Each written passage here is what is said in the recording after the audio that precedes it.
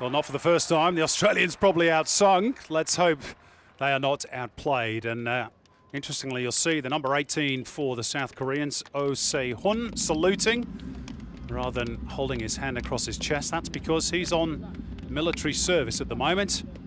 And that's an extra reason why the Koreans want to win tonight. If they win the tournament, the players get exempted from military service. It's come a bit too late for Oh Se-hun. There's our referee tonight, Nawaf Shakrala from Bahrain. And here's the Aussie lineup. 6 changes made by Graham Arnold, Gabriel Cleur, Aidan O'Neill, Connor Metcalf, Trent Bahaja, Al Hassan Toure and Jacob Italiano, all included. Denny Jonro is fit enough for the bench. Josh Laws, the only injury absentee, is already flown back to Germany. And perhaps understandable that Graham Arnold has made all those changes, given that 120 minutes against Syria. 5 changes for the Koreans as well, continuing a pattern of mass rotation by their coach. Striker Oh Se-hun, as mentioned, shared attacking duties with his roommate Cho Kyu-sung. It's Oh's turn tonight. Goalkeeper Song Bum-kun is the only player in the squad to have featured in every single game. 2 captains, Lee Sang-min of South Korea and Alex Gersbach, who's been sharing the armband duties with Thomas Deng, who's not involved from the off tonight.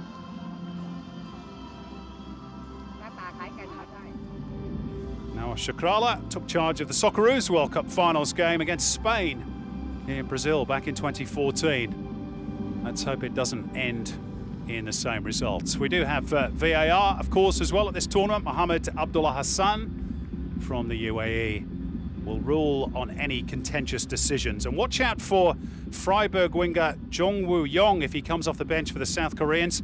He's just signed for SC Freiburg in the German Bundesliga from Bayern Munich. Connor O'Toole, the only outfield player as yet unused by Graham Arnold. There he is, just 1 step away from qualifying the Olyroos for the 2nd time. And his opposite number, Kim Hak-bom, who's already led the South Korean juniors to Asian Games success.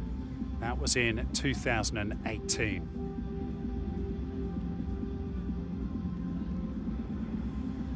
Giant centre-back, Jong Tae-wook, left of screen there, just joining the huddle. Plays for the Daegu FC club and was part of that Asian Games winning squad in 2018. All those players too were exempted from military service.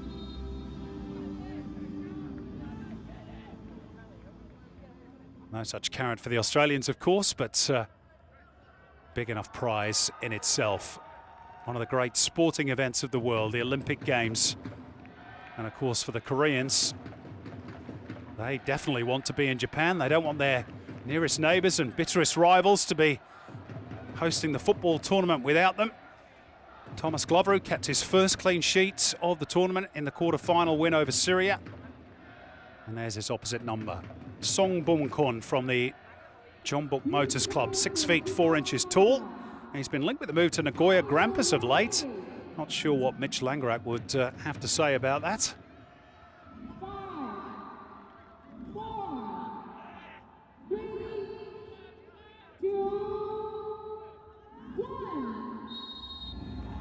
So Australia kick us off their most important 90 minutes in 12 years. Can Generation next pass their biggest test?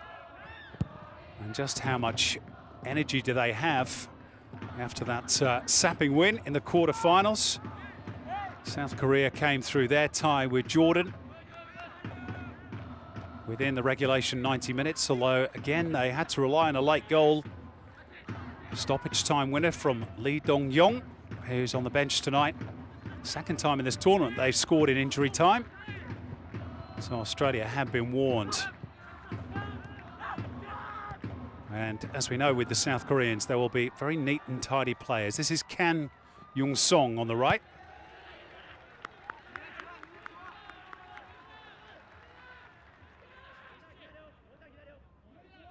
Alex Gersbach now in Denmark with Aarhus.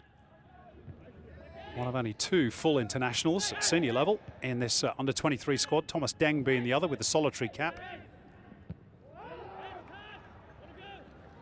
Aerial test for Dylan Ryan, but he's been beat in the air, and South Korea make the first incursion into the Australian penalty area. It was Jung Sung-won trying to worry Alex Gersbach. Calmly done by the Olyroos left fullback, played it off Jung and out for a goal kick.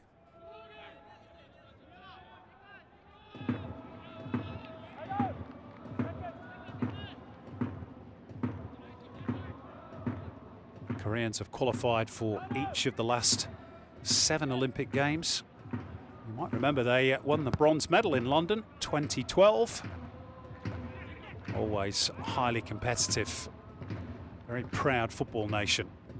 This is Wong Sang trying to get busy in midfield and gets it out to Lee Yu-hyun on the right.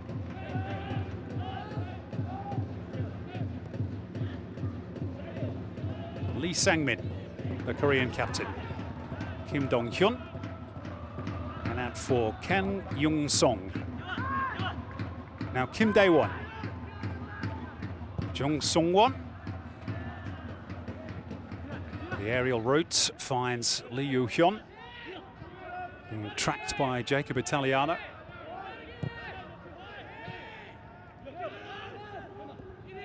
Tidy in possession, the Koreans. Now they'll get moving down the right. Wong Sang, good turn by Oh Se-hun. First shot in anger, on target too. Not much of a test, in fairness, for Tom Glover.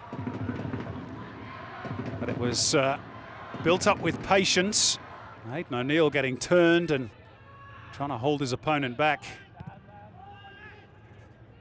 Well, he's a strong player, is Oh Se-hun. Playing for the Army Club in the K-League, Sangju Sanmu, where all the players go to do their military service.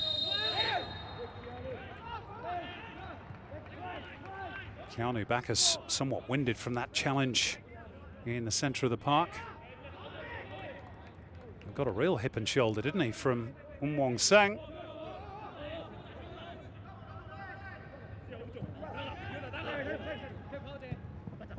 Down the line by Gersbach. Connor Metcalf restored to the Olyroos starting 11 for the first time since the opening day draw against Iraq.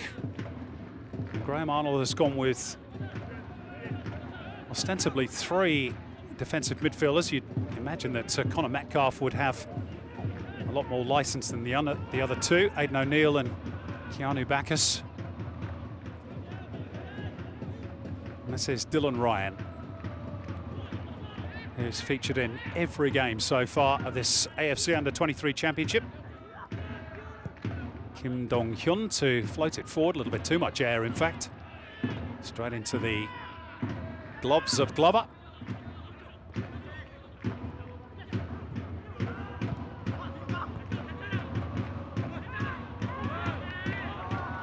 And a mistake down the right-hand side by the Olyroos, and maybe Kim Dae-won can profit for the Koreans.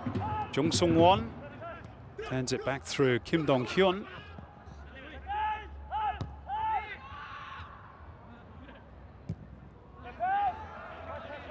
Lee Yu-hyun. Italiano jockeying for position. Wong Sang, and seen out by Gersbach.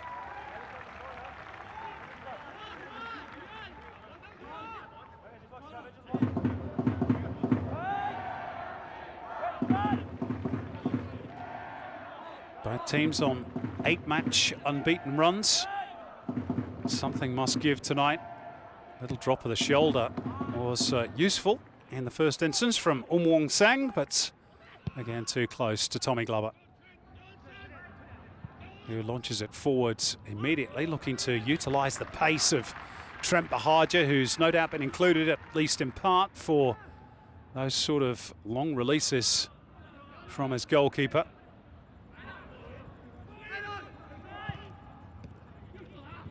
Bacchus under heavy pressure from Jung Sung-won.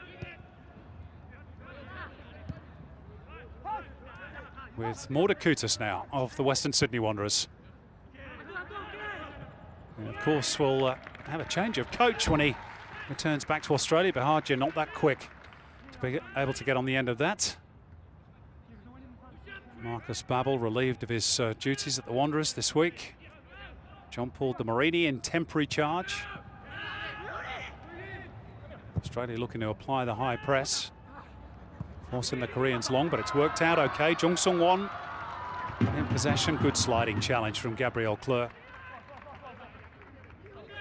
The Italian-based right fullback for the Australians. Jung Sung-won again. Back through Kang Yun-song.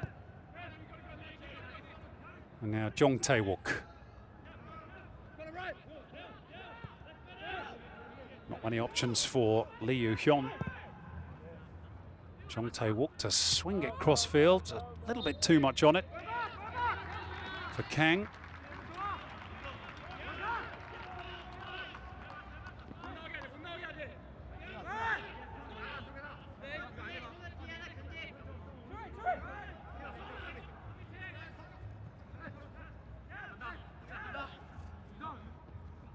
Australia's record against the South Koreans at this level of football is not too flash, it must be said. 13 previous meetings in all. That's qualifiers and major tournaments and friendlies. And Australia have won just 2 of those 13. South Koreans 9, and the other 2 having been draws.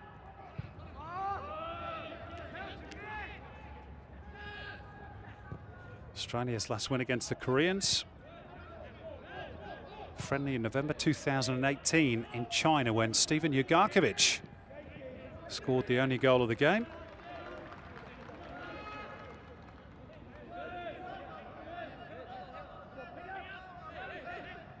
You might remember 2 years ago it was the South Koreans that ended the Olyroos' hopes of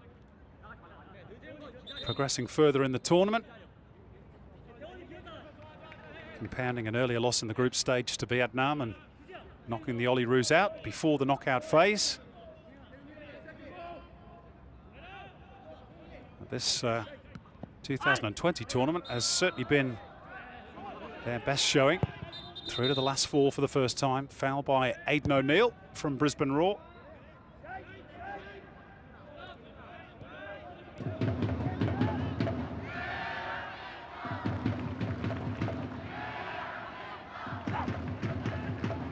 This could be a tense night. Both teams look pretty equally matched.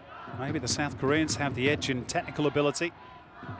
Australia have shown at this tournament, even though they haven't necessarily played well for large swathes of it, they've got durability.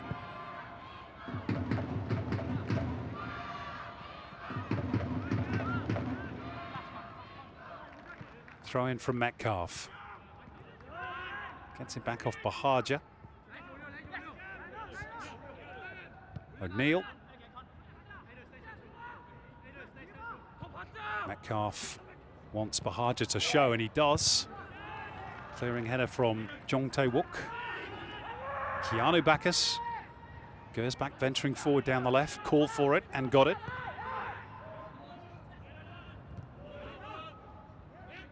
Back through Mordakutis. And now Ryan. Australia's turn to have a bit of possession.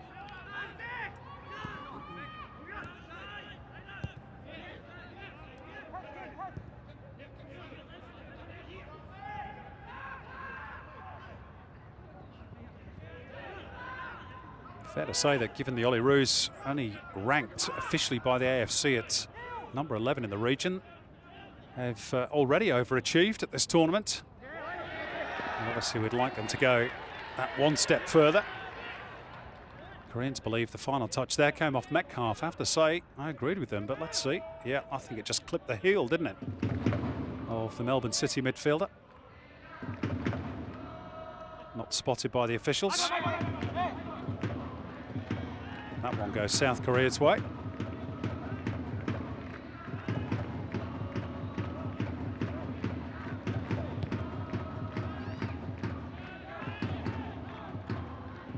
Goes back beaten in the air by Kim Dong-hyun. Off the left peg of Won Do-jae. This is Kim Dae-won.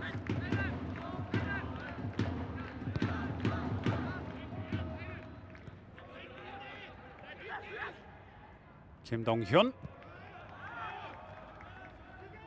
And Lee Yu-hyun trying to steer it in behind, and he very nearly succeeded, didn't he? Good stretch that by Gersbach. Had to be two. Wong Sang was just waiting for that ball to run on through to him.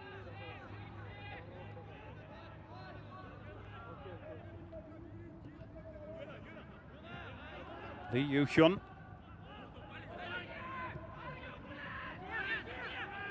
Won-do Jae. Trying to penetrate the lines of the Australian defence. It's pretty accurate too. The cross is towards Oh Se-hun and then lashed wide by Wong Sang.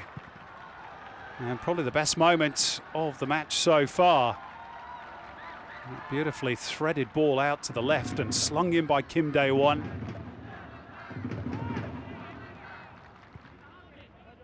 And in the end, Wong Sang couldn't control his effort on goal.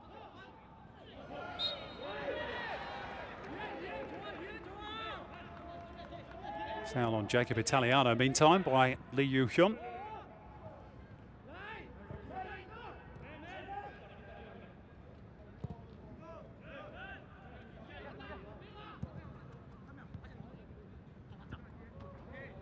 Gabriel Kleur.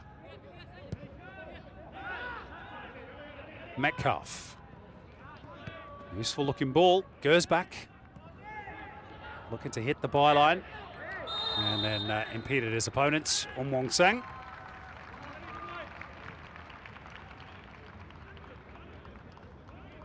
He literally put his body in the way. Trying to protect the ball. Got a pretty hefty shove for its troubles. Wong Sang.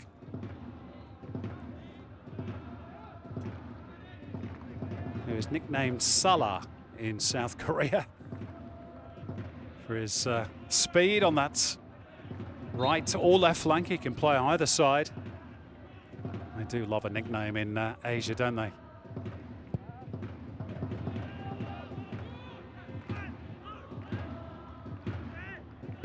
Off the head of Mordakutis, helped further forward by O'Neill. Lee Sang-min unchallenged. And the Koreans wanting a foul on Kim Dae-won, but Nawaf Shakral are not interested. Bahaj are driven back by Kan Young-song.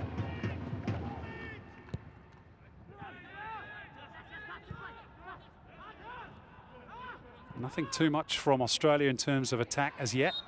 They'll get a free kick here though, the push from Kim Dong-hyun.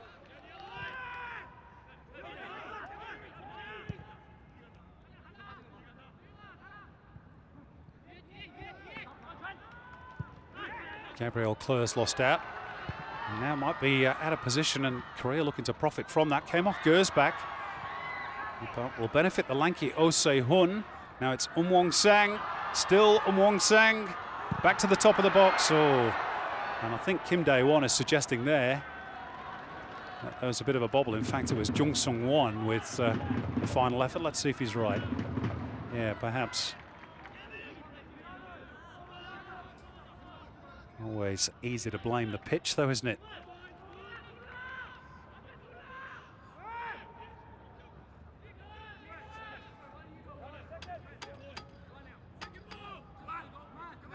Tommy Glover, who started all 4 games, well, 5 now.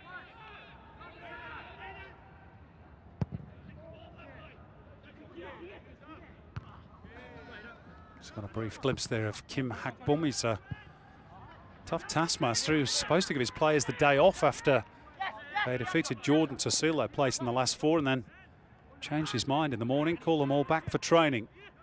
And they did a full session. I'm sure they appreciated that.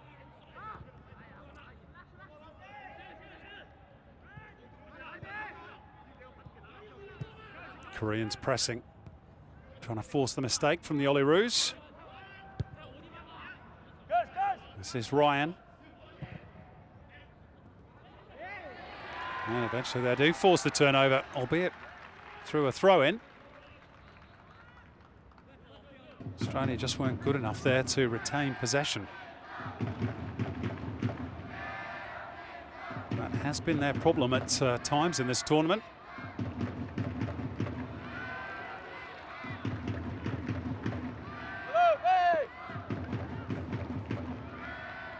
Lee Yu-hyun's control letting him down. He plays for the Jeonnam Dragons. Actually plays alongside Nick Ansell, former Melbourne Victory central defender. Gersbach had to be sharp there to keep it away from Wong Sang. Foul on Metcalf this time.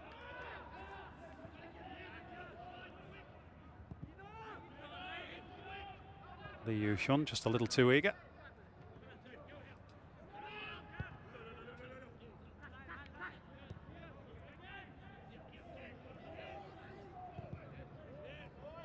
Metcalf came heavy off Italiano. 6 feet 5 inches tall is Jong Tae-wook, who was marking Italiano there.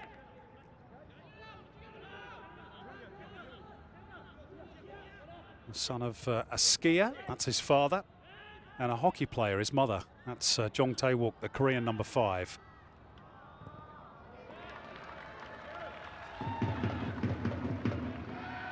Oh Se-hun, who leads the attack for the Koreans, is just an inch or a couple of centimeters shorter at 6'4".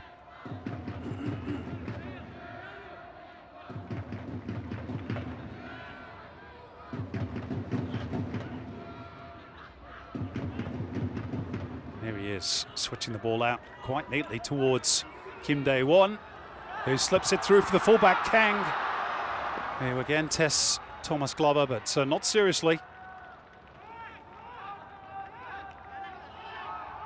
But again, Korea causing 1 or 2 issues down that left-hand side. Kan Young-song with the final effort.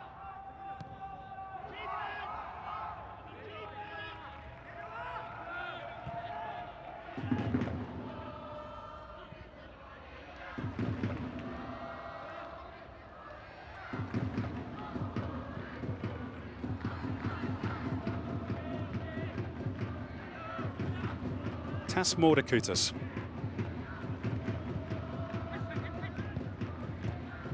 Australia looking again to get Bahadur in behind, but Lee Sang-min, the Korean captain, spotted that danger immediately. A couple of saves from Tom Glover. Routine category you'd probably put them in, but South Korea creating what few chances we've had so far. Not sure Al Hassan Toure has had a touch of the ball yet.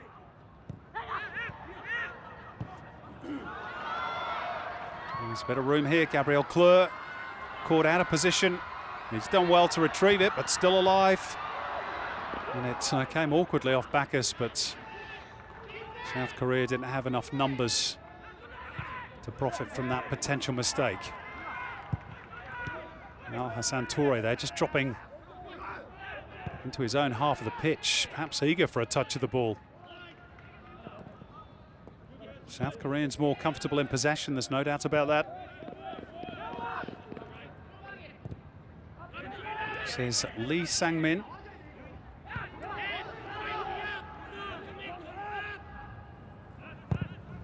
Back through the goalkeeper, Song Bum-kun.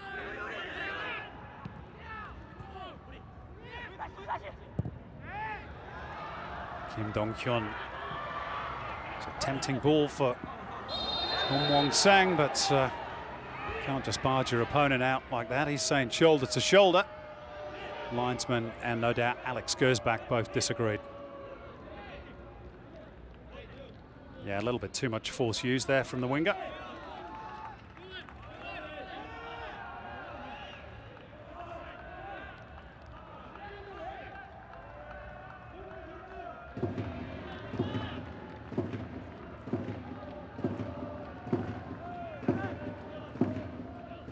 For Al Hassan Toure, Jacob Italiano, Trent Bahadur, the front three of Australia, to get excited about in these early stages. That was mistimed horribly, that jump from O'Neill. I think it actually came off the hand accidentally. That's a good climb though, and a better touch from Oh Se-hun. Less impressive was that from Jung Sung-won. Careless giveaway from Mordakutas. Ball's like a hot potato at the moment. Dylan Ryan has been one of the more impressive performers for the Olyroos, steadies things down. forward by Kleur. Bahaja. Neil loses out to Jung Sung Won. Angled out by Wong Do Jae towards Kim Dae Won.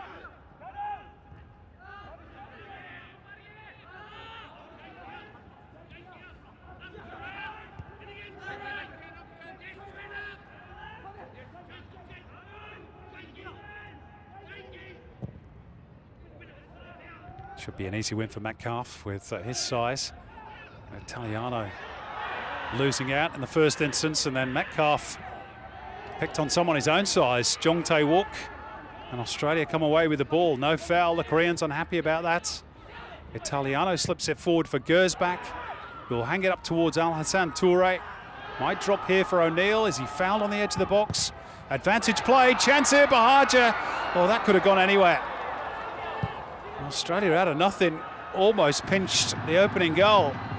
Now they've got a trap back, but a heavy touch from Ong Wong Sang allows Keanu Bacchus to make the intervention. And just a little bit for Al Hassan Toure and no doubt for Graham Arnold to get excited about. And I wonder if Shakrala played an advantage there for what he potentially saw as a foul on Aidan O'Neill at the top of the box. Whether or not, almost ended in a chance for Bahaja. Now they've got to be mindful further back. That's coolly done by Dylan Ryan. Look, very, very good has the young defender from Willem II in the Netherlands. Youngster who was formerly with the Liverpool Academy in his earlier football career.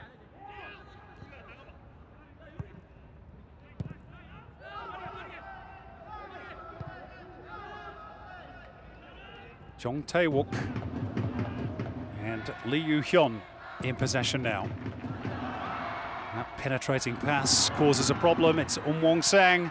It's Oh Se-hun on the turn. Oh, what a hit! And it cannons back off the upright. Not 100% sure if Glover got a touch. If he did, it's a magnificent save. But he had no right to generate that much power. Goodness me. Australia are fortunate not to be behind. That was a venomous blast from Oh Se-hun.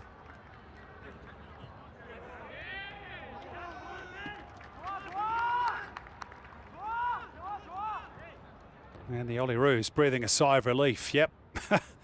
The concern on the faces of Graham Arnold and René Mullenstedt. They have been warned. Here's Kim Dae Won. Back through Won Do Jae.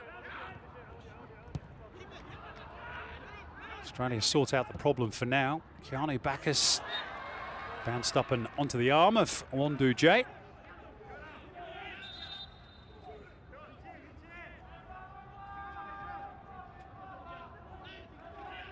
First real big scare for Graham Arnold's team. Came courtesy of the giant striker Oh Se-hun. He only turned 20 last week, and who holds up as his role model a similar giant striker who plays for the senior national team, Kim Shin-wook. Here's Gersbach. Toure, surrounded by 3 red jerseys, and the final touch is off Italiano.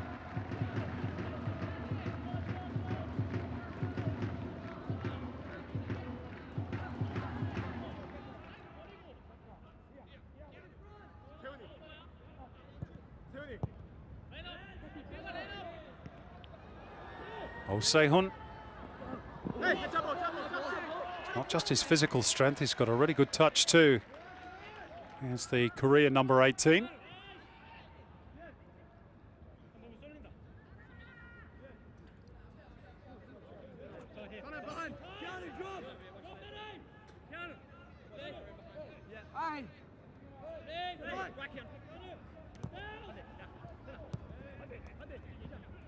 Won Do Jae. Nice release for Kang. Now Kim Dae Won. Kim Dong-hyun. Start again through their captain, Lee Sang-min. Just got away at the crucial moment. You can hear the R's from the crowd. Now they're cheering because Jung Sung-won's got the ball back. But he's wasted that potential opportunity. As the youngster from Daegu FC.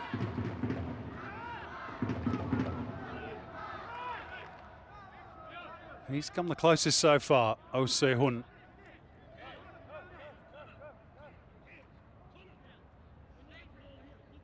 He's yet to really have any sort of impact. The match winner against Syria. Not that that's his fault by any stretch.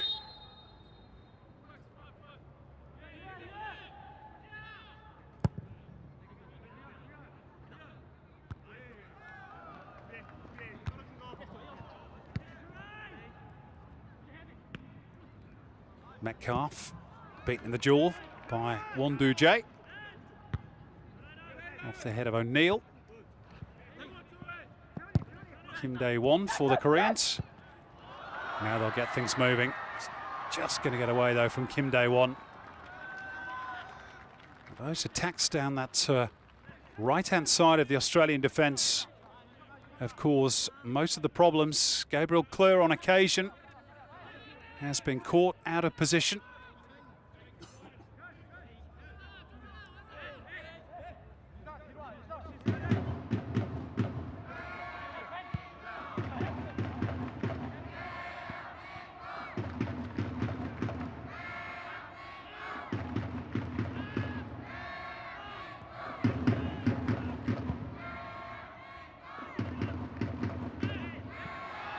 Mordakutis and a tangle with Oh Se-hun, and it's the Western Sydney Wanderers adjudged to have committed the infringement. Yeah, just gave him a little elbow to the back of the neck. Yeah, he's a big, awkward customer, isn't he? His parent club is actually Ulsan Hyundai, but playing for that army club, Sangju Sanmu, whilst doing his national service.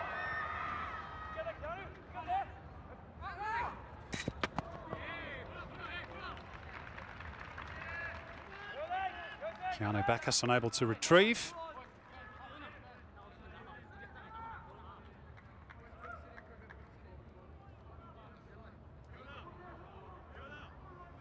These two teams know each other very well. They're staying in the same hotel. As are a lot of the teams at this AFC Under-23 Championship. The Uzbekistan team is there too. But the Saudis, who are awaiting the winner of this tie in the final, well, they've got enough money to pay for their own hotel, so they're staying elsewhere.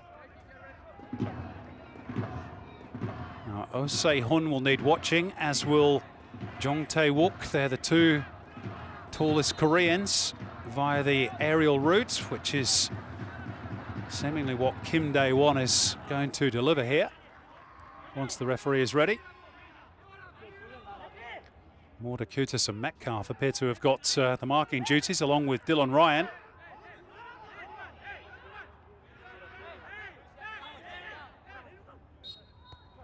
Italiano being ushered back.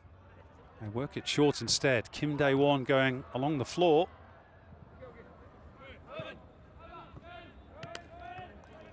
Let's touch off Bahaja. Just back after that long absence with that serious knee injury.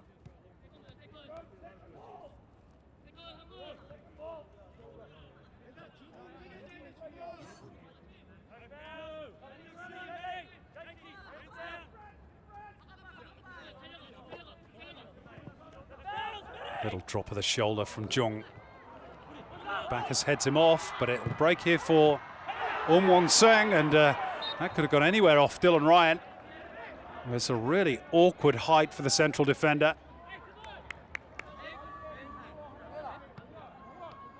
Almost up around his chest.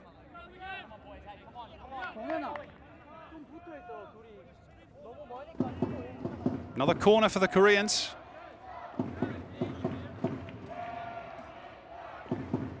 Do they go short again? Looks like they want to, but again, referee Shukrala not ready. And they are having a VAR check here, presumably against the possibility of handball on Dylan Ryan, but that's been waved away. It's a poor delivery from Kim Dong-hyun.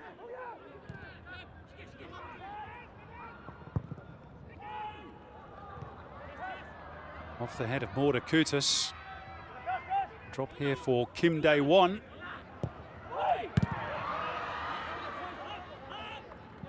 Morda Kutas at the top of the 6-yard box. And Al Hassan Toure will just relieve a bit of the pressure on the Olyroos.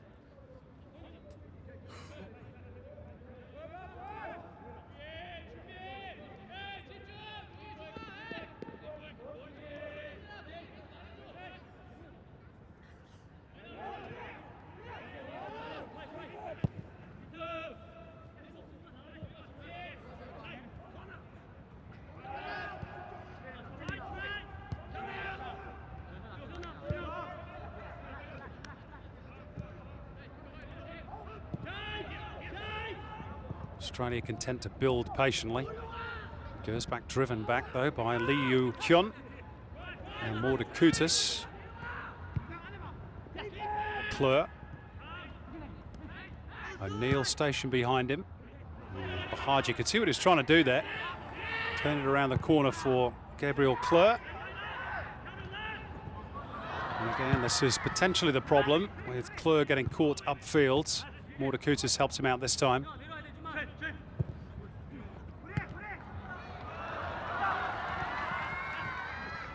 That's a good challenge. Well won by Keanu Bacchus, but the ball just took a deflection on the way through towards Bahaja. All of which favoured Song Bum-kun.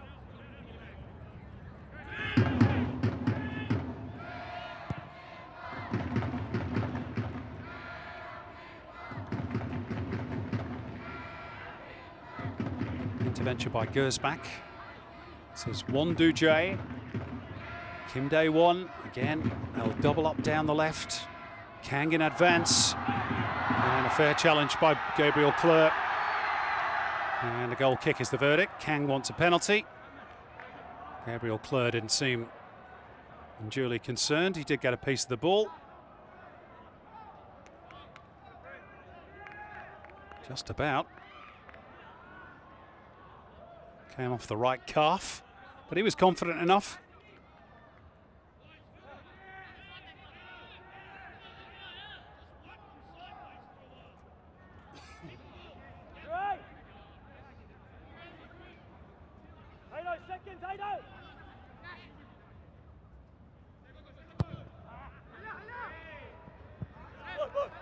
Not the best release from Tom Glover, who, like his Korean counterpart earlier on in the game, Jong takes a rueful look down at the pitch, which, as mentioned, has had an awful lot of traffic over the last week or two. A little bit bumpy in places. Here's Metcalf. Sidestepping Kim Dong-hyun not once but twice.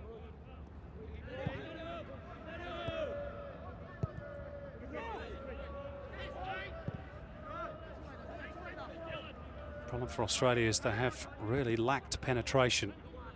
Koreans happy to let the Olyroos have the ball in this part of the field. As soon as they get over halfway, they press.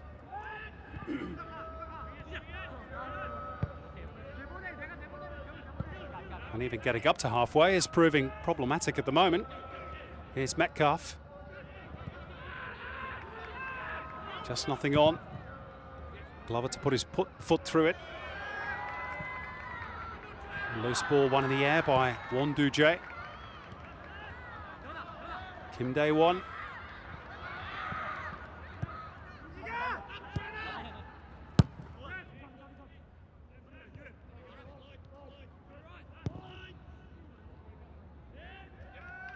The Koreans touch so sure on the ball, or at least it normally is. 50-50 ball between Won-do Jae and O'Neill, and both of them missed it. Kim Dae-won. Nice touch out wide by Oh Se-hun. Kim Dae-won again. Combines well with Kang Yun Song on the left. Wonduje. Mordakuta standing his ground. And Gabriel Kleur finally linking up with Bahaja. They've not been able to do that too often now. Can Australia create something here? Lee Sang-min ensures that they don't. And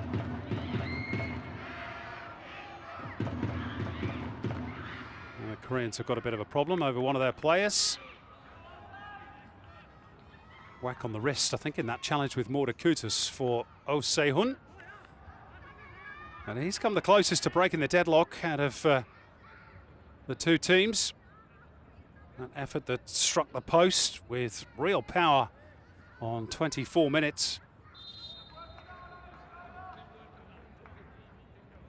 That's how his injury occurred, in that little tangle with Tas Mordakutas.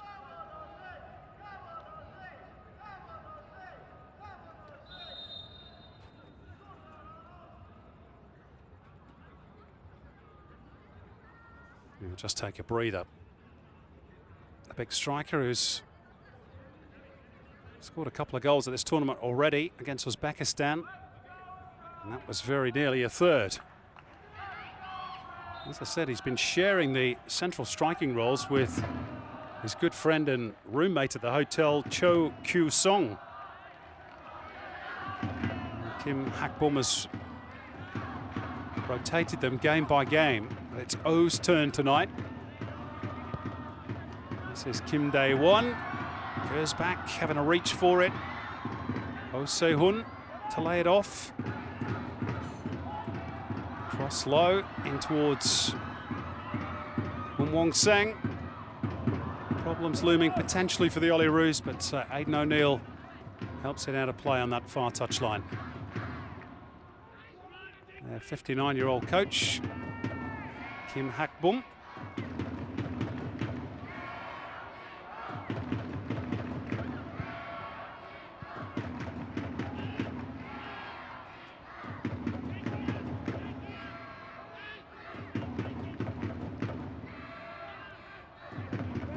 Jong Tae-wook. And off the head of Gersbach, and Ryan has to be mindful of the fact that the pacey Won-sang is right on his tail.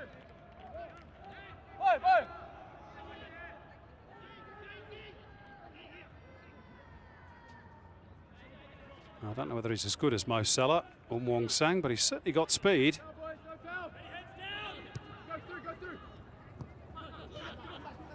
This is Jung. Off the head of Ryan. Bahaja losing out to Wonduje. Kim Dae-won with a little pirouette. He's going to have a dig here. Rebounds back off Mordakutas.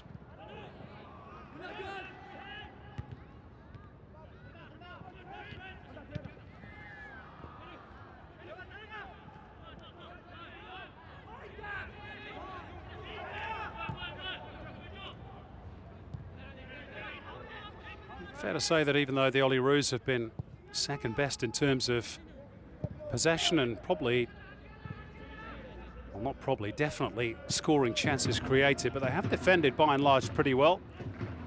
Just that one big scare when Oh Se-hun hit the post. As mentioned, they have shown an ability to dig in.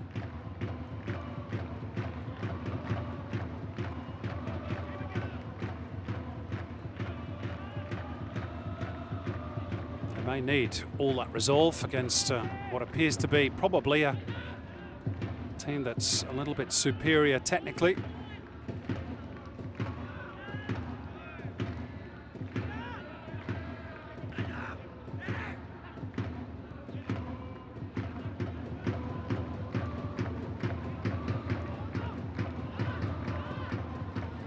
Gersbach.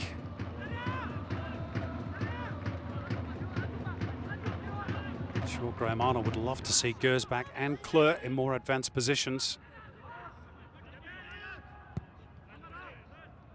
Gersbach has probably chosen his moments a little bit more carefully than Kleur, who's, you can see on the widescreen angle there, much higher up the pitch than Gersbach.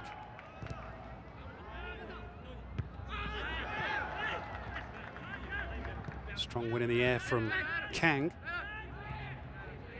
Now Australia can advance. Kleur on the right. Oh dear. That's probably the best crossing position he's been in the whole game. Unfortunately, he's rather spoiled that opportunity.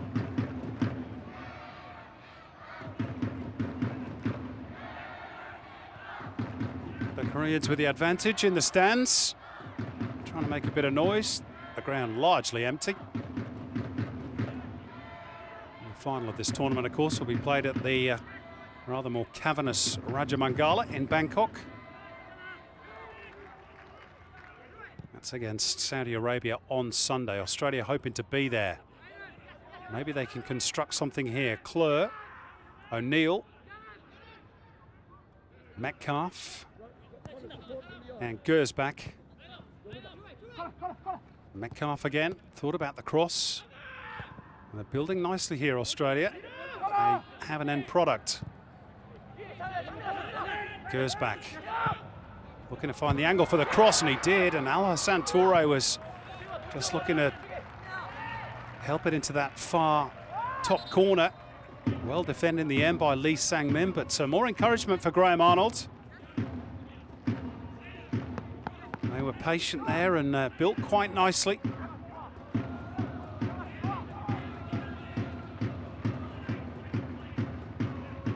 Song Bum Kun untroubled as yet.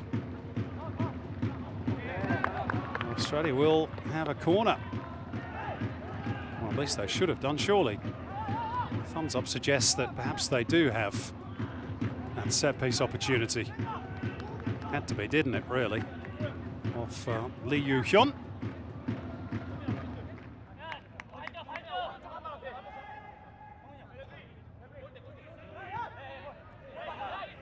Taken short. Back through Gersbach. That's the angle now for the cross. And dug out towards Bahaja. And there was a moment's panic there. Jong Tae-wook in the end slices it over the top of his own crossbar.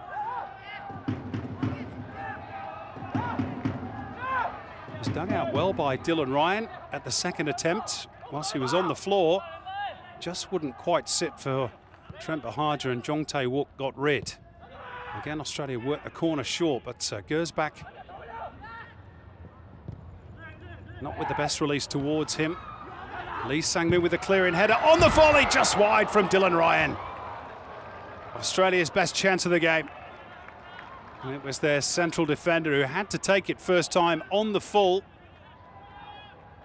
Under pressure too. He got relatively clean contact, but just unfortunately for Australia, not the direction. But that's better.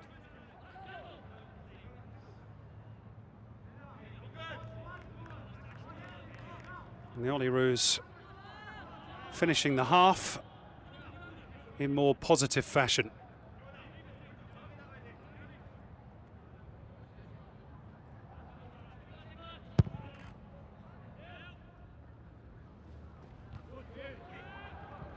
Easy win in the air for Oh Se-hun. Oh, it's lovely, lovely stuff. Oh, Kim Dae-won. That would have been a glorious goal. My goodness. What close control. He left the defenders trailing in his wake, and Tommy Glover is so happy to see that one sail wide of the post. That was terrific skill from Kim Dae-won. He is known as Daegu's Kevin De Bruyne. Tell you they love their nicknames. But in that moment, you could see why. And just at the point in the game where Graham Arnold was thinking, yeah, that's much better. We're starting to get a grip on the game. They had a mighty scare then, didn't they? In first half stoppage time.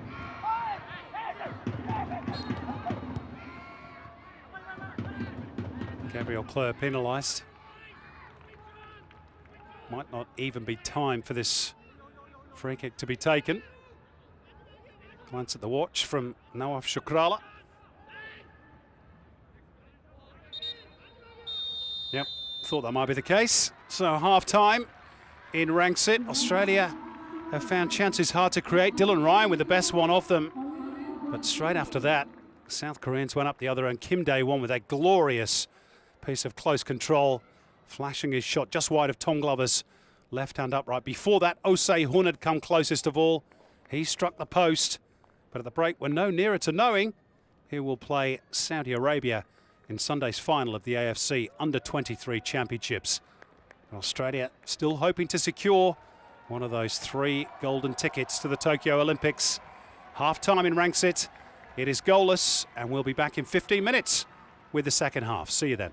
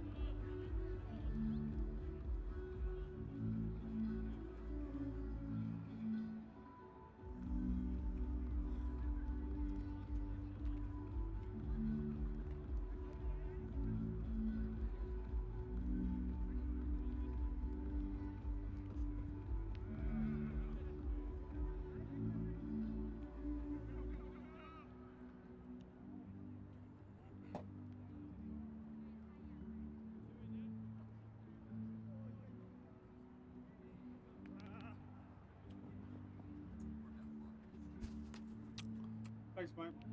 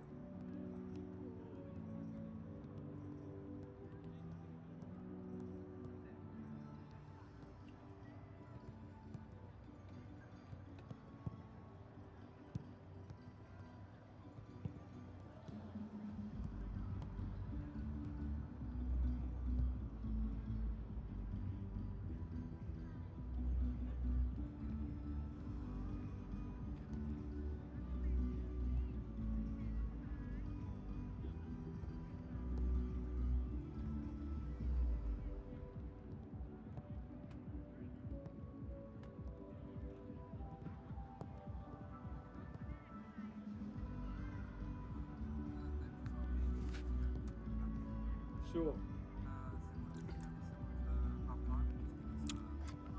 I will. I'll make it quite clear. Now, obviously, just so you know, if it's a draw at the end of 90 minutes, we'll go into extra time. So that you might have to just schedule some sort of a break. So normally take 5 minutes. Have a 2-minute break on standby just in case they finish level. They'll come back for extra time. Two halves of 15 minutes each, with a 1-minute break in between. You don't need to go to break in between extra time halves, and then they'll, if necessary, they'll go to penalties, which might take a little while. But anyway, but we'll worry about that when we get there. Okay. Just so you're aware.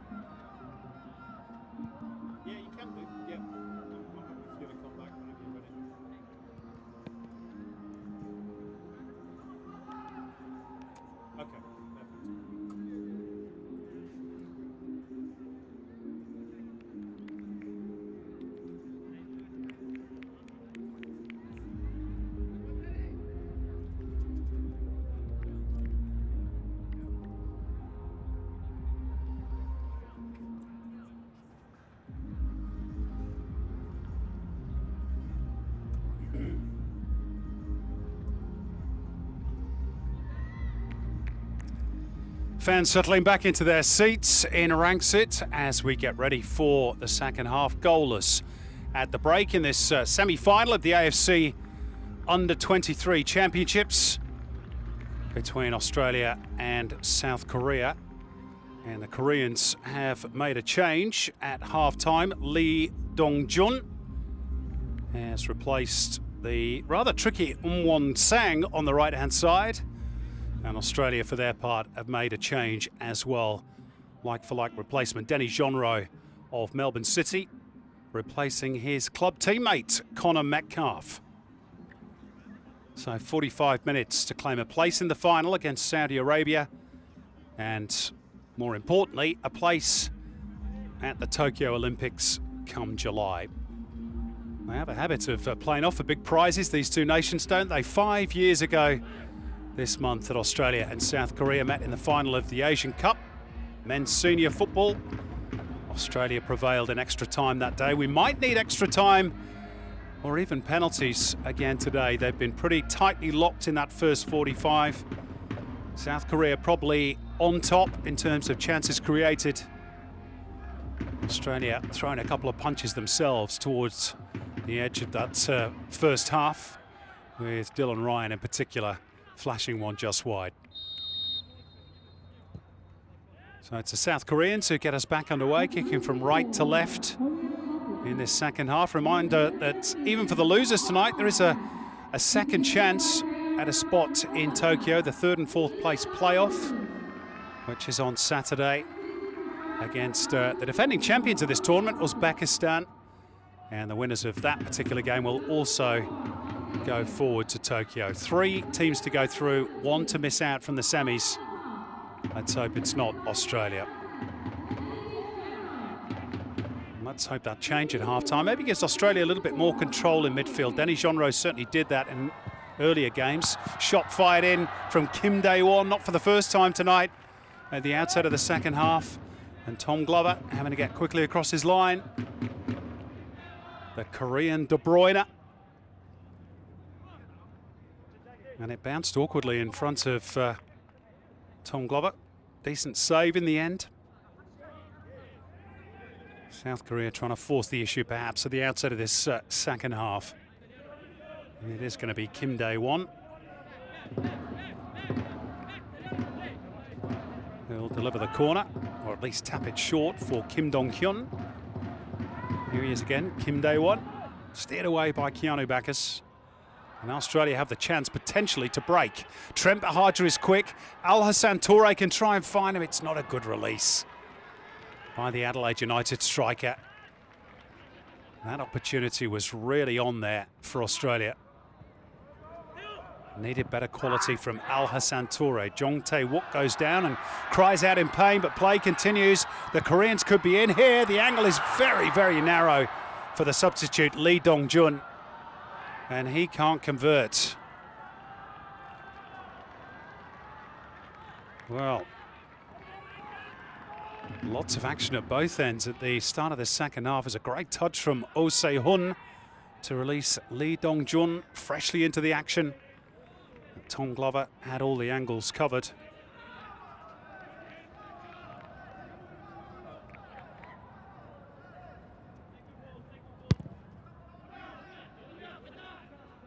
The Olyroos perhaps still ruining that missed opportunity that they had, courtesy of the little counter-attack involving Bahadur and Al Hassan Toure.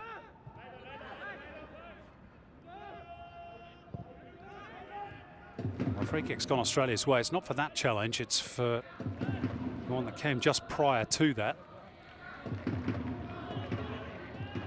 Bahadur beat in the air. Kim Dong-hyun to try and float it forward. Australia look as though they're playing a little bit higher up the pitch at the start of this second half.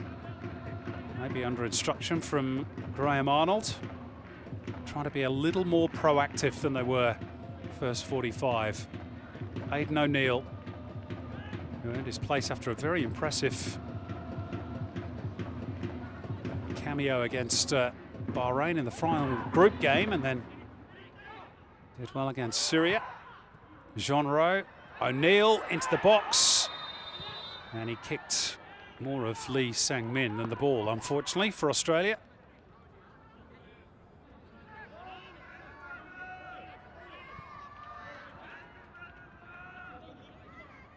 Didn't really get anywhere near the football.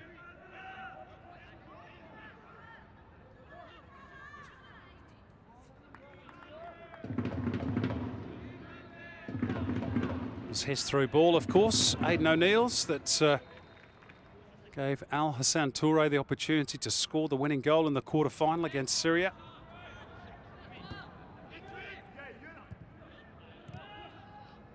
It's Australia doing the pressing high. First half it was South Korea. Oh, it's not a great clearance from Song Bum-kun. He's got away with that one. Forward by Kang and out by Bacchus.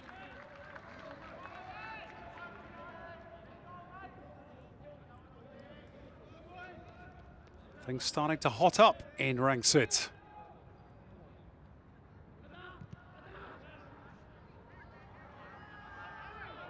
Well kept in by Bahaji, but very tidy feet by Kim Dong-hyun. This is Kim Dae-won.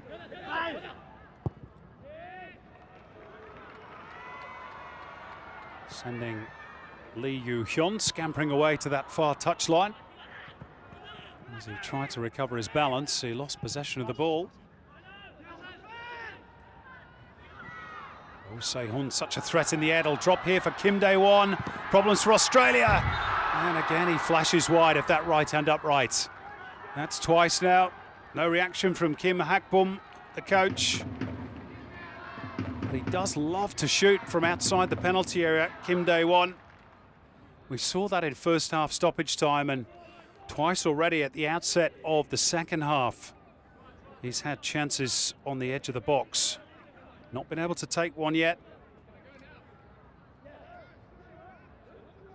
Must have taken a touch off a defender on the way through. The corner again tapped short. This is a familiar routine. Kim Dae-won looking for Oh Se-hun off the post. And Australia somehow survive. Well, South Korea thought they had the opening goal. In fact, it's the big defender, Jong Tae-wook, who is unlucky. It's always one of the two, isn't it? In an aerial sense for South Korea. Well, that's twice now they've struck the woodwork. Australia, their goal has led a charmed life at the outset of this second stanza. Kim Dae-won, more conventional delivery this time. At the near post was Bacchus. Complete miscue from Jung Sung-won. Resets through Kang Yun-sung.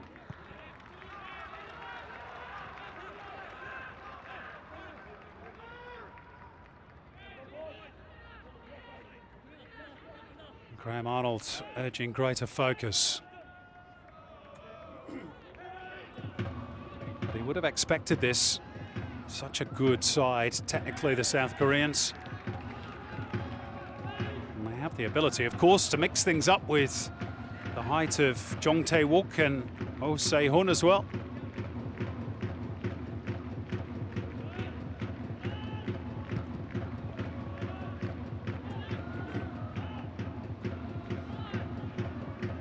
Al Hassan Toure foraging deep for possession. Able to turn, everybody drawn towards the left flank. Al Hassan Toure. Will it reach Gersbach? Not quite. Lee Yu-hyun with the sliding intervention. And then the foul from Denny Jonro on Lee Dong-jun, the two substitutes. Pretty blatant trip it was as well, wasn't it, from the Melbourne City midfielder.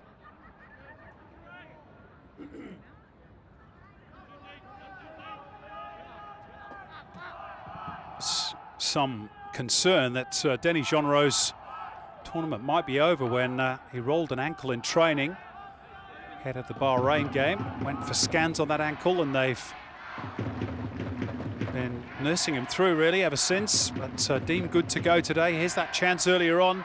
Jong Tae-wook, Glover was beaten. Just wouldn't sit for Lee Dong-jun on the rebound.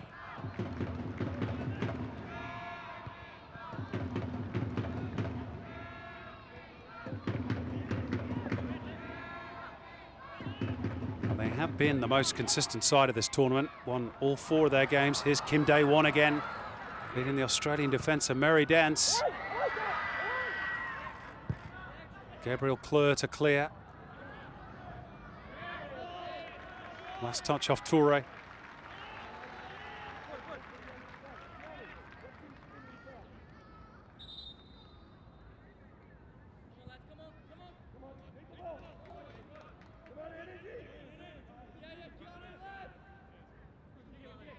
Graham Arnold's demand for energy from his team. Easier said than done, of course, in these conditions, hot and humid. That's a foul, though, surely. And Jacob Italiano.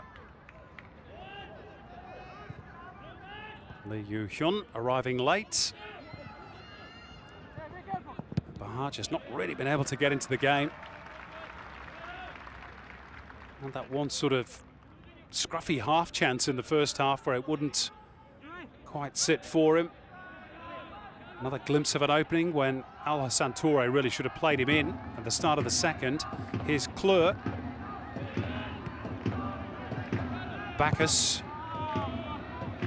He's got that all wrong, Keanu Bacchus.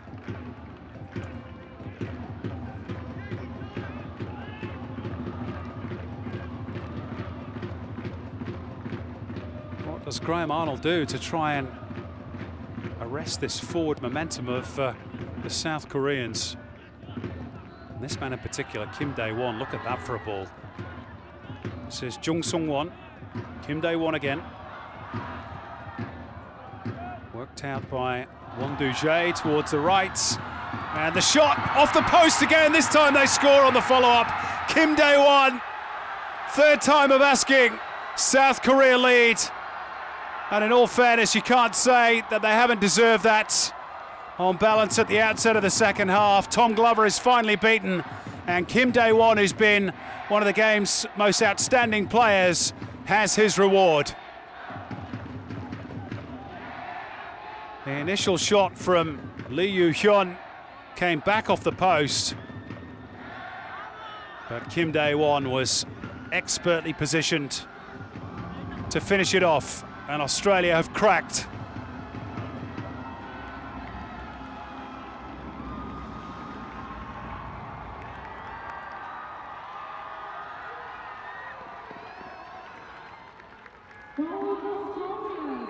Well, he's such a good player, Kim Dae-won. It's his third goal for the under-23s. That's why his fans at the stand love him.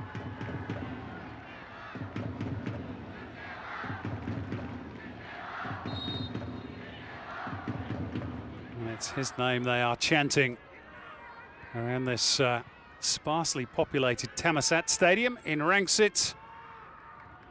And now Australia have to come out. Not that they've not tried not to, but by and large they've been forced back by this very, very good South Korean team. And that's a mistake from Dylan Ryan.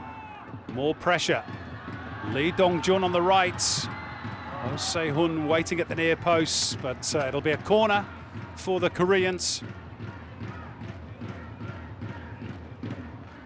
Ryan atoning at least in part for his own error.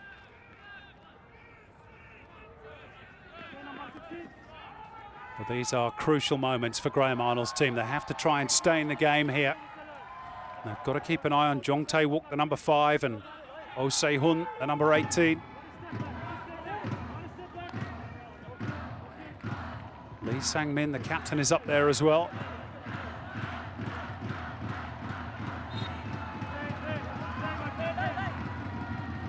Again, it's tapped short and then slung in.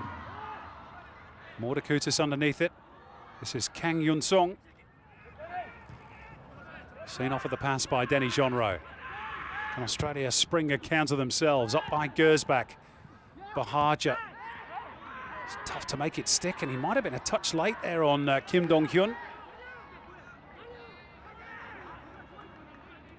Just found it really difficult to get into the game, Bahaja and Italiano and Toure.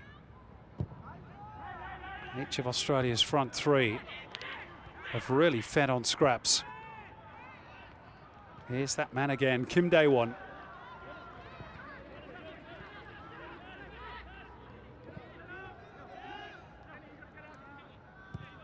You can see the De Bruyne likeness, can't you? Right-footed, but operates on the left, loves to cut in and shoot with that powerful right foot.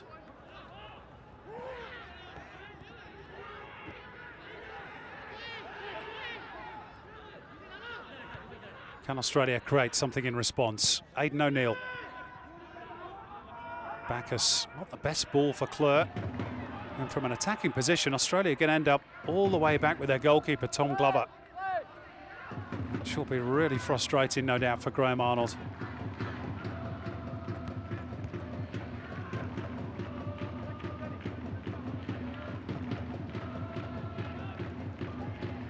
Mordakutis. Genro goes back in a more advanced position than we've seen, and there's no foul on the Australian captain. And goes back now out of position, and South Korea will look to profit from that. It's Lee Dong-jun. It was a mazy dribble before he was stopped in his tracks by Dylan Ryan. And that is the problem for Australia, the gamble that they're going to increasingly have to take to push the likes of Gersbach forward. The South Koreans so good in transition, and passes like that don't help, to be honest. An hour played in Rangsit. Kim Dae-won's goal separating the two teams. At the moment they're heading for Tokyo in July, and Australia will be facing Uzbekistan for the final tickets on Saturday.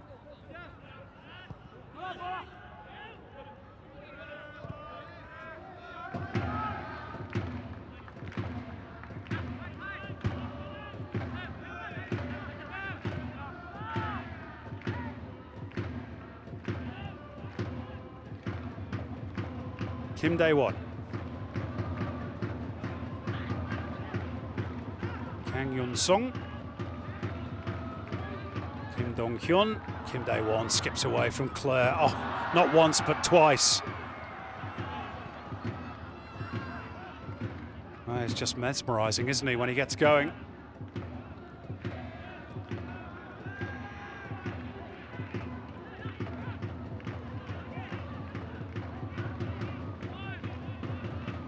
Where most of South Korea's threat came in the first half, and it's been a similar story in the second. It's a good intervention by Kleur, but he wasn't really helped out that much by Bahaja, and in the end, a foul by Keanu Bacchus.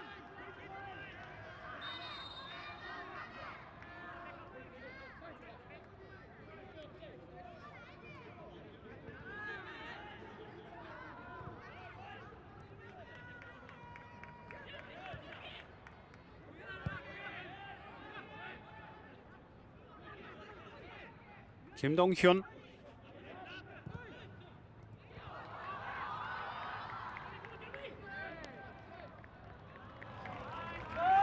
It's going to be a corner.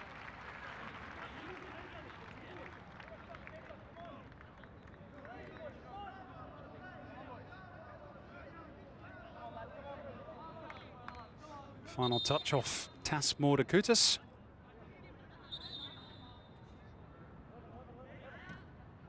Now, second change to be made by the Koreans. Lee Dong-yong, he's going to be on next break in play. Meantime, Kim Dae-won lifting it into the box. Clearing headed by Bahaja. Back in by Kang. And here's Jong, a big central defender. He's so strong, isn't he? Jong Tae-wook. And that strength created the half chance. Here's that second change. Lee Dong-gyong to replace Jung Sung-won.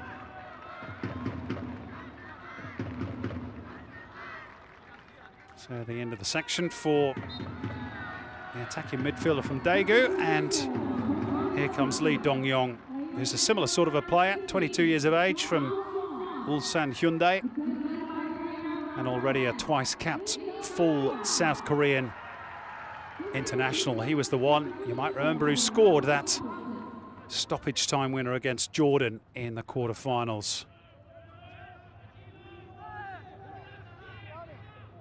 And his nickname, incidentally, Lee Dong-yong, is Tokyo Ri.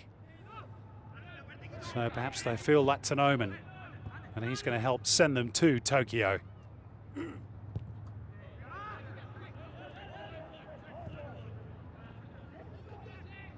Australia might still have something to say about that. And here's Gabriel Kleur.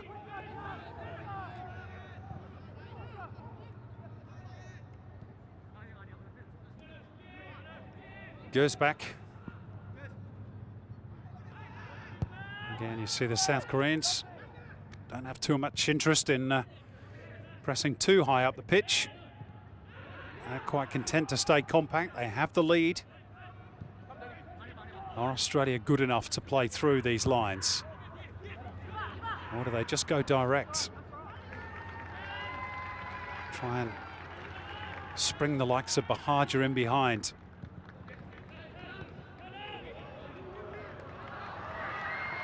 Lee Dong-yong trying to get involved. Keanu Bacchus ensuring he doesn't. Jean Rowe.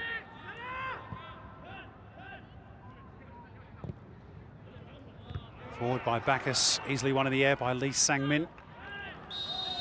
And a foul on Jean Rowe by his opposite number, Lee Dong-yong. All rather unnecessary.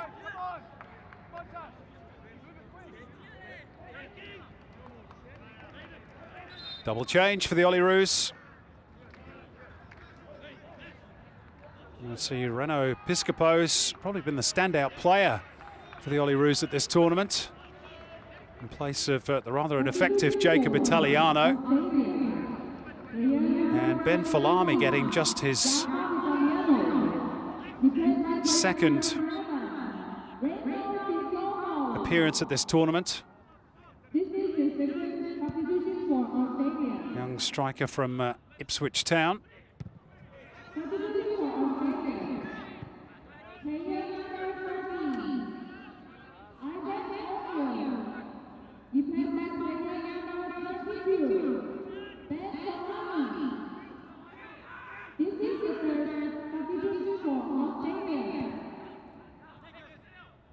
Goes back.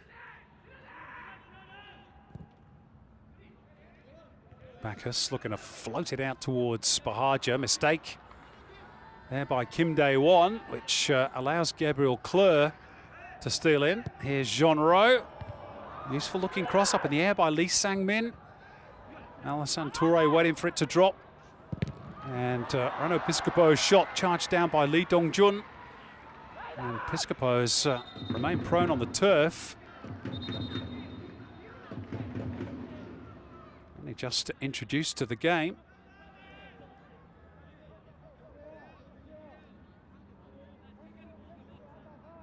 Got the ricochet there and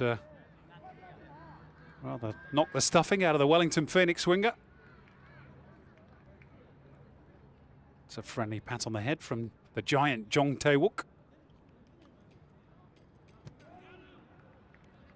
who then rather cheekily steals a bottle of water from the Australian physio's bag. They're all getting in on the act, the referee as well. As I say, they all know each other really well. Here's the only goal of the game so far. Kim Dae-won, probably the game's most outstanding player, after Lee Yoo-hyun's shot had rebounded off the post. The third time that the Koreans had hit the frame of the goal.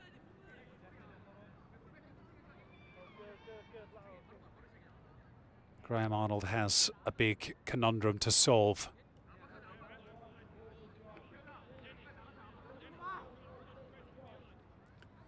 So a free drop for the Australians. They were in possession.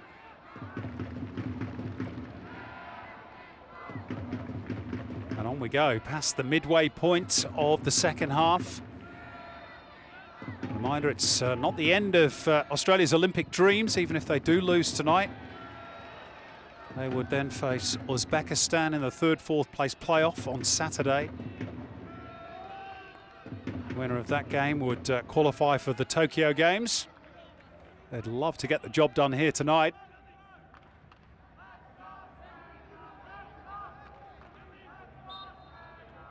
South Korea are such a tough nut to crack. Perennial qualifiers for the Olympics.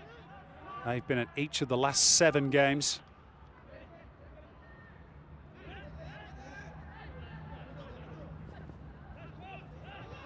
Uzbekistan wouldn't be any pushover either. Of course, they were the defending champions in this tournament before they were knocked out by a late Saudi Arabian goal earlier on today in Bangkok.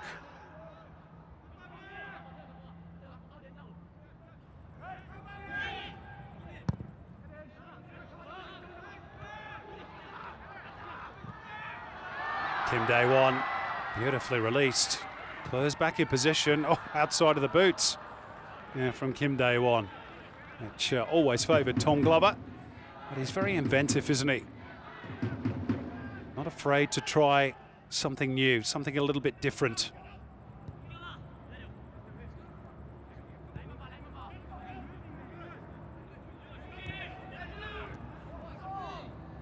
Unfortunately, Australia just haven't had that sort of player on show tonight. Danny Jeanreau launching it upfield towards Bahaja. It's a good aerial win that by Lee Sang-min, who actually spent 2019 on loan in Japan to Vivara Nagasaki, where he actually played alongside Jordi Bose, former Sydney FC defender. That's the challenge between Lee Sang-min and Trent Bahaja that has left Bahaja in a touch of discomfort.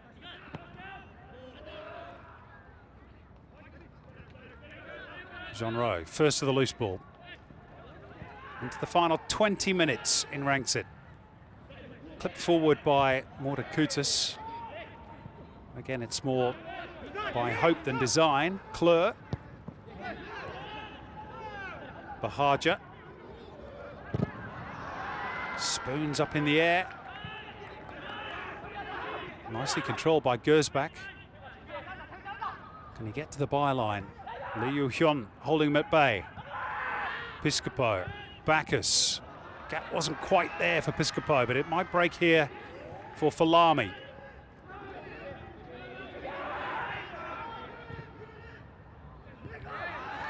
It's a better spell of pressure though from Australia, who now have the twin strikers up top in Falami and Toure.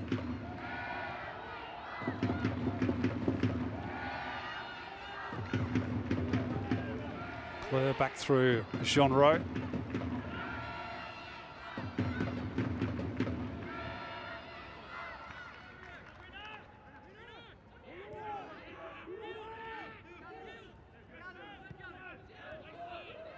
Bacchus.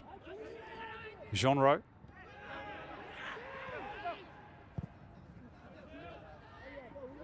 Floated forward nicely by Dylan Ryan. It's Kleur inside the penalty area, but Lee Sang-min to clear. Great climb by Oh Se-hun, and this is the danger for Australia. They have to try and push numbers forward. Lee Dong-jun is quick. He flew away from Gersbach. He had no option really but to drag him back.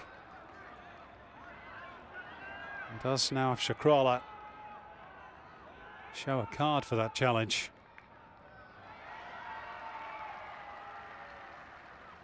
Wasn't an awful lot of contact, but there was certainly enough to just put him off his stride, and Lee Dong-jun probably made the most of it too. So it is confirmed as a yellow card for the Australian captain. All cards in previous games incidentally wiped at the quarter-final stage, so no danger of missing the final, even if you do pick up a ticket tonight.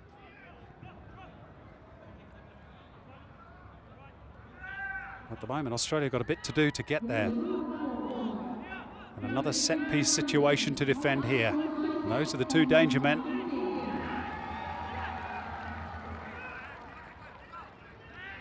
Jeanreau and Piscopo guarding the near post. Lee Dong-jun to deliver. He is the set-piece specialist. His goal against Jordan, that late winner, was from a free kick. Not sure he'll go for goal from this angle. But you never know. Yep, he does try it. Well, full of confidence after that late winner against the Jordanians.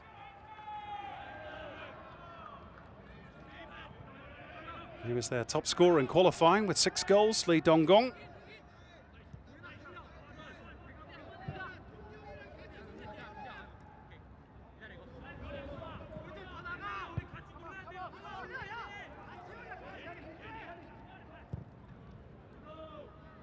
Dylan Ryan.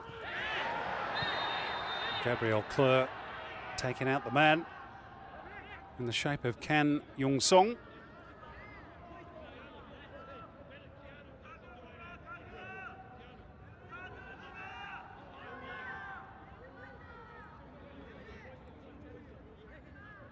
Gabriel Kleur goes to offer the hand of friendship. Not sure Kanga's too interested in it. Didn't miss him, did he?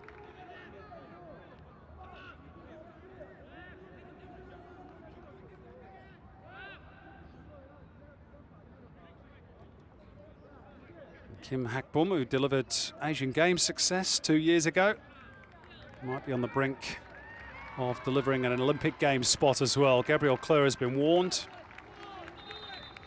No more of that, otherwise you'll follow the other fullback into the notebook.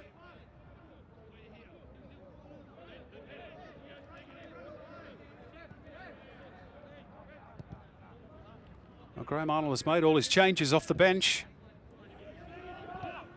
If they were to get level, they can have a 4th change in extra time, but that equaliser has to appear first, and they're starting to run out of time. It's been a game where they've really been unable to create a whole lot. The Olyroos.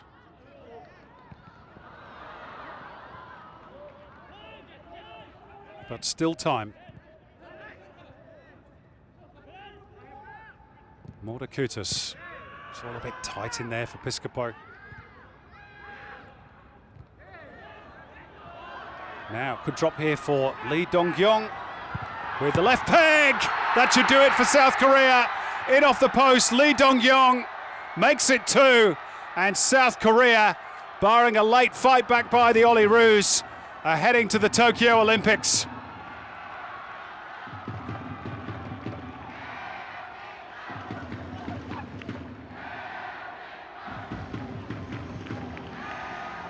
Well, Australia just couldn't get out of their own half. And as soon as possession was pilfered, you feared for them. Dylan Ryan got drawn towards the ball. And Lee Dong-gyong with the trusty left boot that he'd already practiced with for the earlier free kick. Tom Glover beaten at the near post. He won't be particularly happy about that. But it was an excellent finish with a little help of a touch off the woodwork.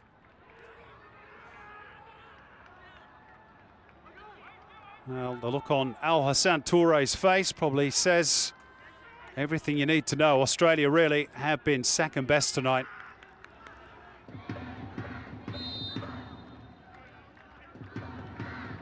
And that scoreline is no accident.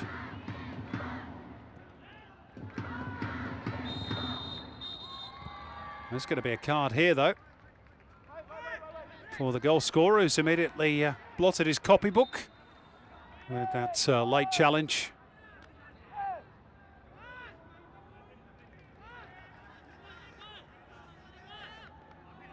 What an impact he's had off the bench. And I'm not talking about this challenge here on Denny Jonro. Lee Dong-gyong, remember the name, called up by Paolo Bento for senior internationals in October last year. Made his full debut. As mentioned, 6 goals in qualifying for this under-23 tournament, top scorer. And has he just sealed their place in Tokyo? It's going to take an almighty comeback by the Olyroos. In a game where they've barely created a single chance. Just that first half opportunity for Dylan Ryan. The volley that went just wide. And on the back foot again here, Oh Se-hun. It's Kim Dae-won. Keanu Bacchus did really well. It's going to be a corner for South Korea. Might have been more. Might have been curtains. Had Bacchus not done his job.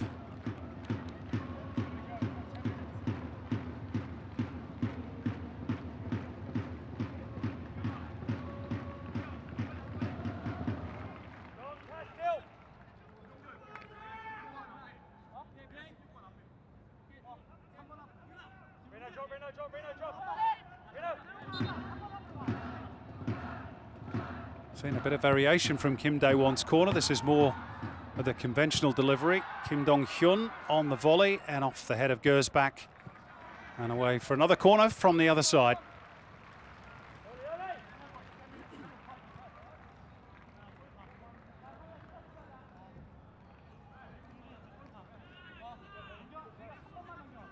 Glover punching under pressure from his own teammate there, really.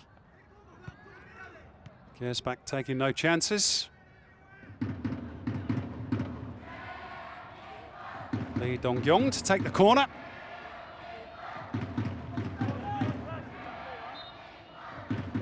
See if he can add an assist to his goal. Kang. Decent strike from the left fullback, Kang Yun-sung.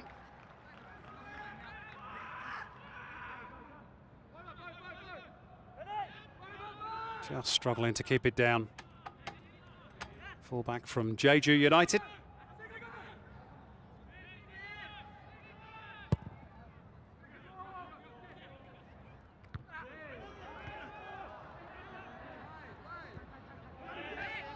It's going to happen for Australia.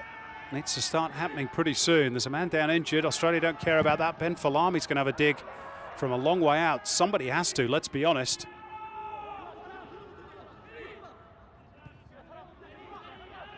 Back through Jean-Ro, quickly shut down by Lee Dong-jun.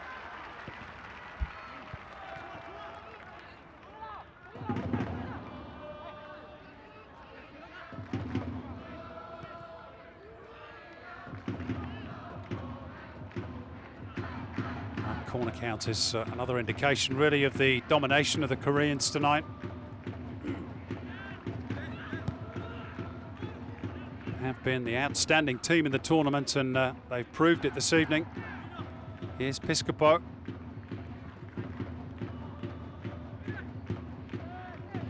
Australia desperate for a bit of spark from somewhere. And now Bahaja's got away from his man for the first time tonight. It's Trent Bahaja with the cutback, and he could only pick out Lee Sang-min. The first and probably only time they've managed to get him in behind. Oh, now the referee's not helping out. And of course, under the new rules, he can blow the whistle and restart things if he inadvertently gets involved.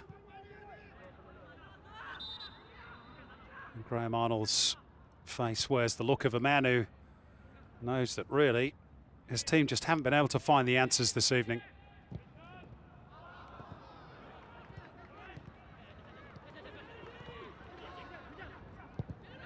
Won Du-jae.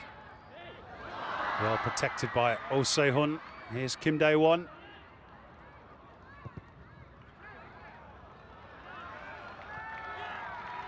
Lee Yu-hyun.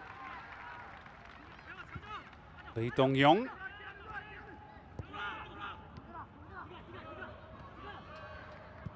Lee Dong-jun. And now Kang Yun-sung. Again, Korea so comfortable in possession. Able to just spray the ball around at will, really. Australia chasing shadows. Lee Sang-min. Lovely touch by Lee Dong-yong. And that's where it breaks down.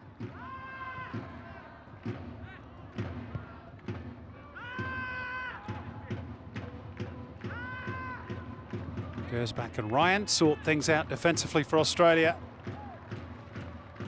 It's at the other end of the pitch, really, that they've had all their problems. It's a total lack of creativity, total lack of threat on Song Bum-kun's goal.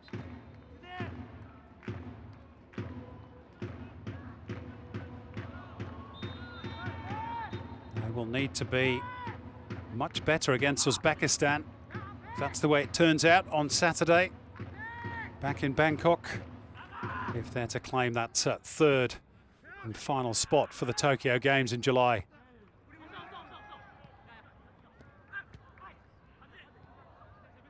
Bacchus biting in the challenge. Finally something for Song Bum Kun to do. Kang cleverly protecting the ball. Wondu Jay had no right to get through both Bahaja and Jean-Ro there, but somehow did.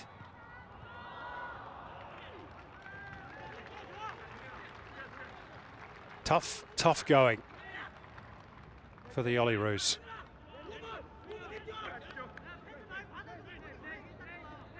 They're a good side, led by Kim Hakbum.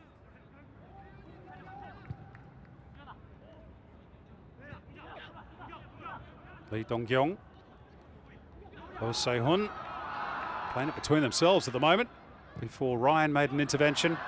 And it goes to Kim Dae-won. There's a third goal imminent. Oh, Glover nearly done at his near post, but he stretched out a strong right arm and it'll be a corner.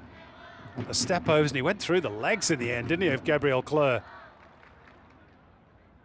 Mesmerising stuff. Good save by Glover. What a prospect. Not sure he'll be with Daegu FC for long, Kim Dae-won, with performances like this.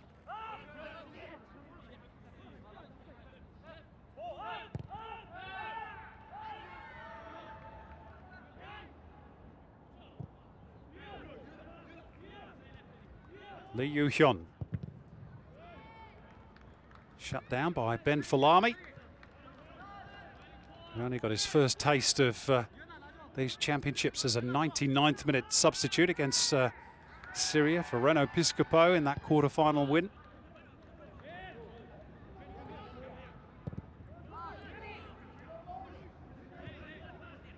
All of which left and still leaves Connor O'Toole as the only outfield player yet to be used by Graham Arnold at these championships. Jordan Holmes and Daniel Margush, the two other reserve goalkeepers who haven't made an appearance.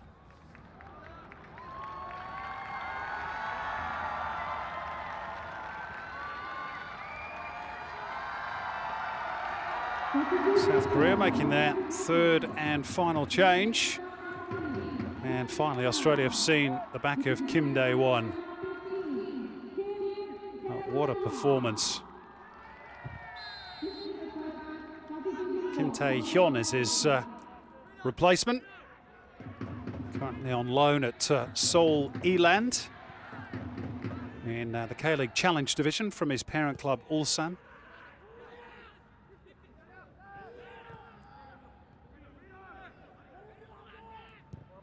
There we go, the shot count, 14 for the Koreans, just 2 all night for Australia. And to be honest, apart from that effort from Dylan Ryan, I'm struggling to remember what the other one was. Here come the Koreans again. Lee Dong-jun barged into by Mordakutas, advantage played. Oh Se-hun waits, it's Lee Dong-gyong on the ball. Wants another option.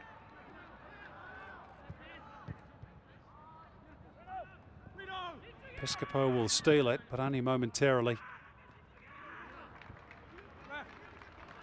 Yeah, it's been that sort of a night for Australia.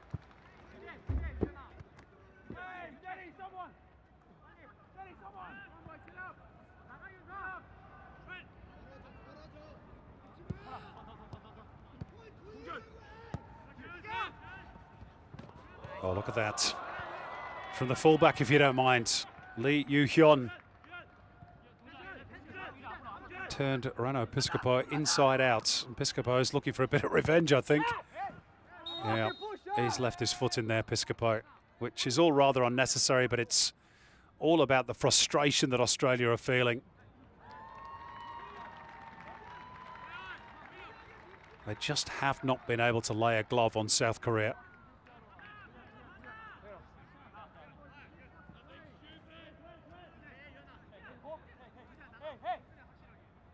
I think Piscopo's been booked for that challenge. Not that our camera director allowed us to see it.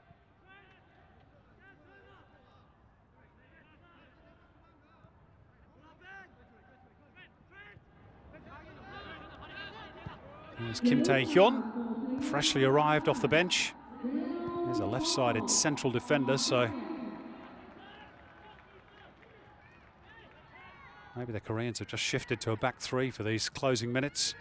They've been so fluid, doesn't really matter. Here's Wondu Jae, who along with Kim Dong-hyun has kept the base solid enough in defensive midfield and allowed the more creative types, the likes of Kim Dae-won and Lee Dong-yong off the bench, to flourish.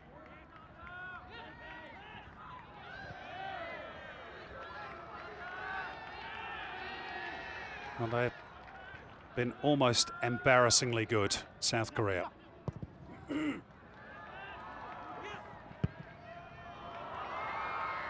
Oh Se-hun, and guilty of holding. Australia finally have the ball back. As we move into stoppage time, there is confirmation of that yellow card that I was fairly convinced had been shown to Reno Piscopo. And we're into 3 additional minutes, but the game really looks to be up for the Olyroos. It's going to be all on Saturday against Uzbekistan, where you'd hope they can regroup and refocus and claim that final ticket for Tokyo. Nice little back heel by Keanu Bacchus. Is there something in this for Australia at the end? Al Hassan Toure has been shut out virtually the whole game. Goes back to sling it in, and Jong Tae-wook hasn't looked too comfortable with those crosses along the ground. A couple of slices behind for corners, when really he could have left that for the goalkeeper, but maybe a late sight of the Korean goal via a corner. All the way back to Bacchus. Well, that's quite frankly just wasteful from the Olyroos. Why on earth did they not just play that ball into the penalty area? They've had so few chances to do that. Jean-Roy.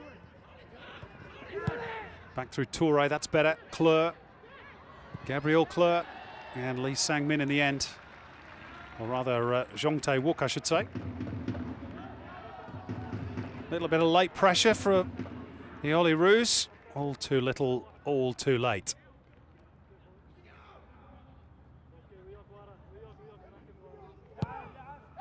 Piscopo's corner. Might drop here for Bacchus. There was a suggestion of a hand or an arm there in use from Mordakutas. Here's Bahaja, crossing from way too deep an area. Still might fall for him. Had no control over the release for Gersbach. And the Koreans should be able to see it home from here.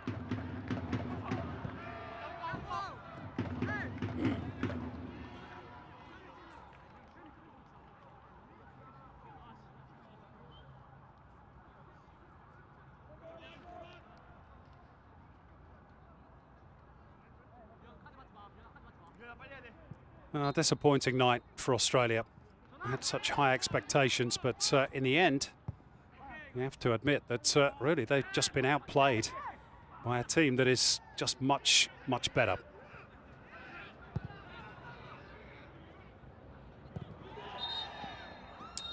And that result is confirmed. South Korea maintain their 100% winning record at these championships, as Australia miss their first chance to qualify for the Olympics in Tokyo. They get a second bite at the cherry on Saturday against Uzbekistan, and they may yet make it.